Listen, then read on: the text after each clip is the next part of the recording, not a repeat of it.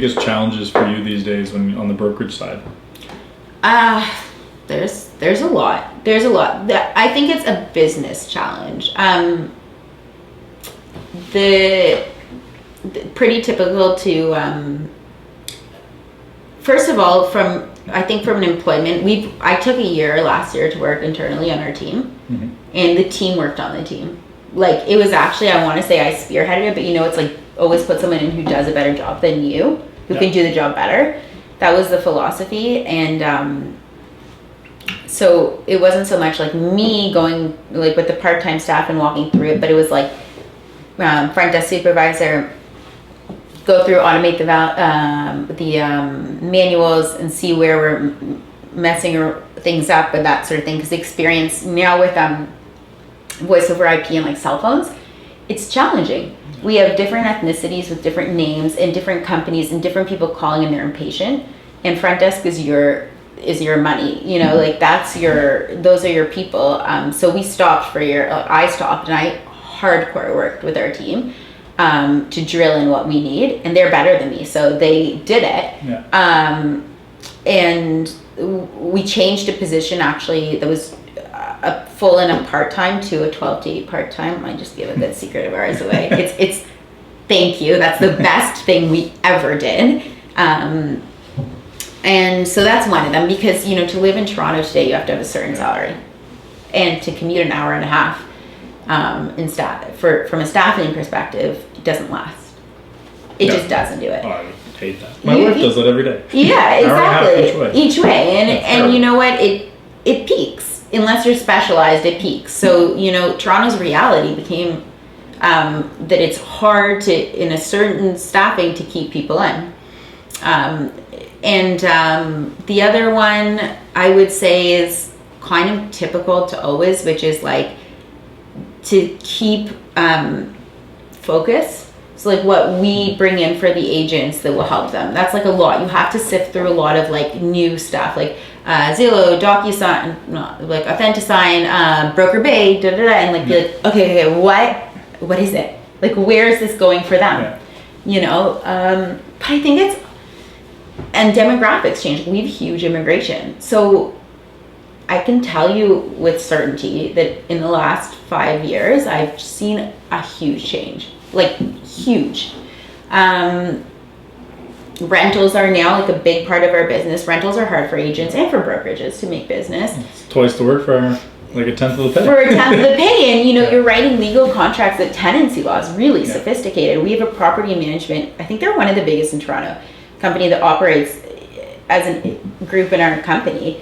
And I mean, they're a clean machine, right? Like, they have their processes, but I'll tell you, like, rentals in the summer, when it used to be a bit quieter, when you get like 70 showings in a day, it has a ripple effect. So you have to adjust to that. And I think that's business. Is it kind of, is it typical, or is it specific to brokerage?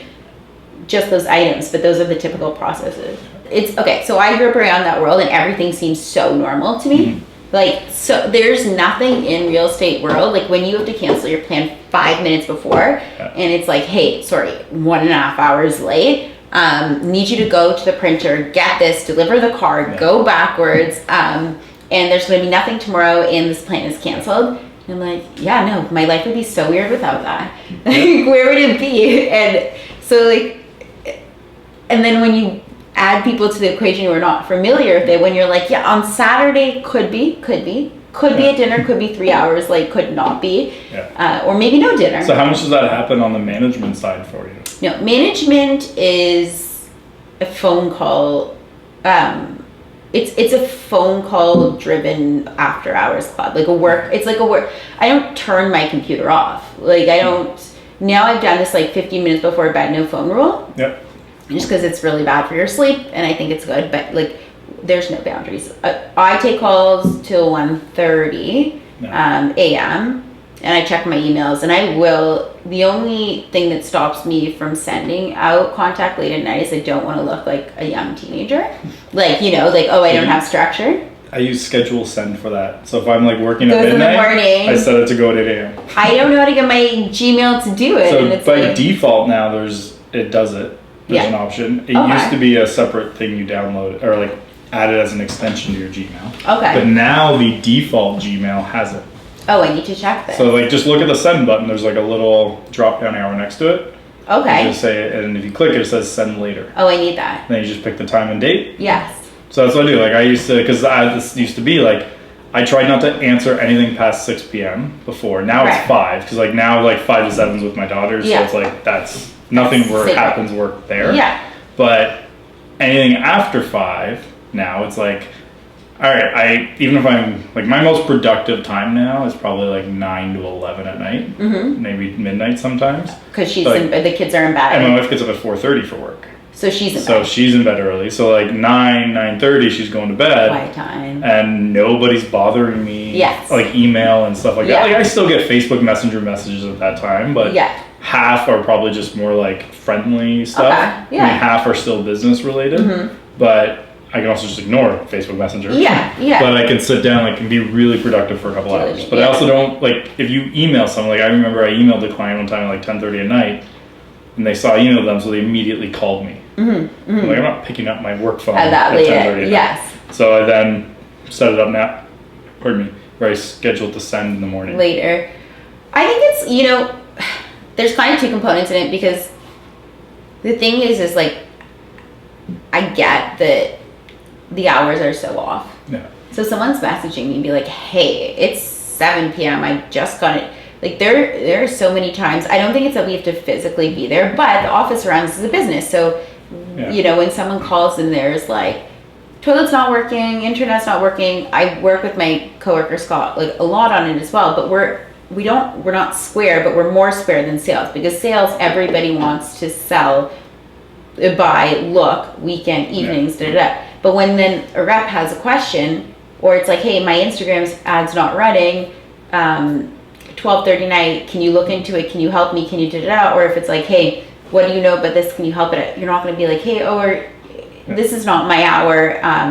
And so many of our business calls come at night, because during the day, I find, at least the earlier parts of the day, you're making sure the office runs. Yeah.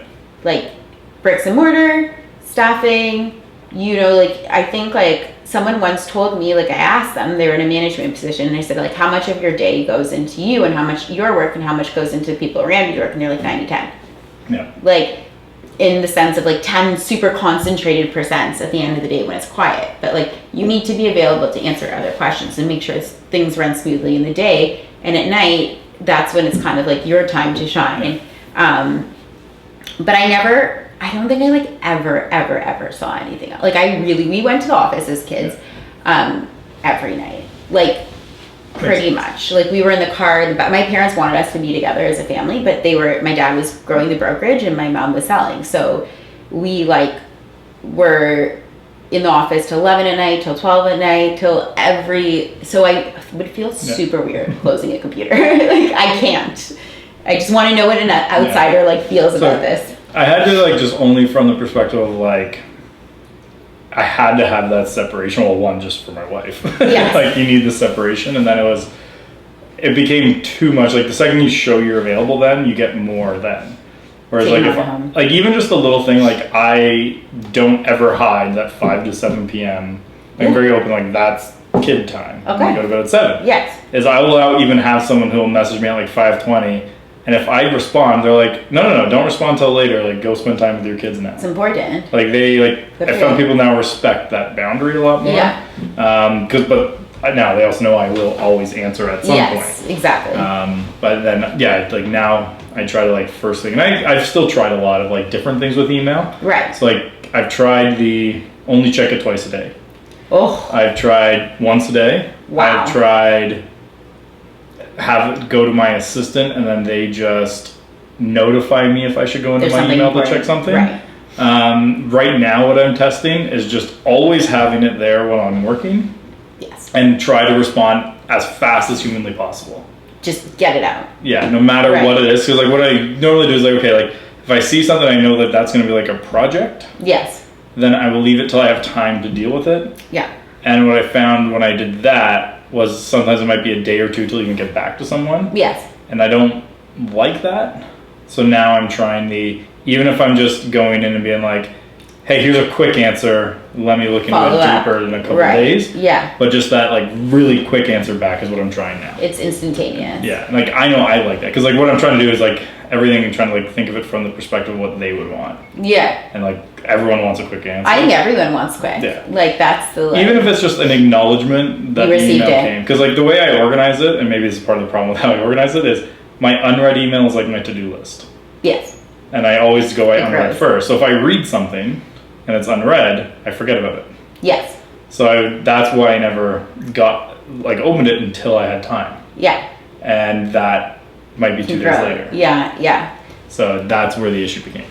So yeah, we're finding the right balance. But right now this is actually working pretty well, where I just try to hit it as fast as I can, even if it's just like a quick, and then I'll flip a note to someone on my team being like, make sure this is done by this time, even if it's still me doing it. Yeah. I'm just like, make sure this is done by this time. Make them to make me accountable. Yeah, it's great. I don't know, having people do it, because prioritizing is like the key, right? And everything seems like a priority. Yeah. I think in the online, like the digital landscape too, it's like you're rushed to get out an answer.